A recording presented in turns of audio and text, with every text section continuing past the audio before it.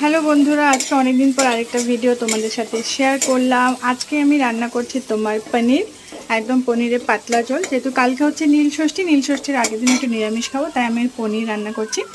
তো আমি এখানে মশলা কষাচ্ছি। মশলার মধ্যে যেটা যেটা দিয়েছি, আমি জিরে ফোড়ন দিয়েছি, তেজপাতা ফোড়ন দিয়েছি, তার মধ্যে আদা জিরে বাটা আর দিয়ে দিলাম টমেটো, দিয়ে ভালোভাবে মশলাটা কষালাম, তেলের মধ্যে দিয়ে দিলাম। তারপর নুন দিলাম, হলুদ দিলাম, দিয়ে ভালোভাবে কষানোর পর ওর মধ্যে আলুটা দিয়ে দিয়েছি।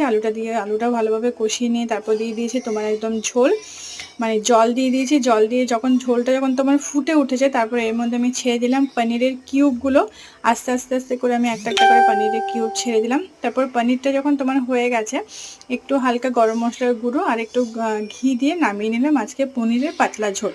ঠিক আছে, তো খুব গরম পড়ে গেছে, তাই পনিরের পাতলা ঝোলই করেছি, কারণ মানে এই গরমে রিচ খাওয়াটা অতটাও ভালো হবে না, যার জন্য আমি পনিরের পাতলা ঝোল করেছি।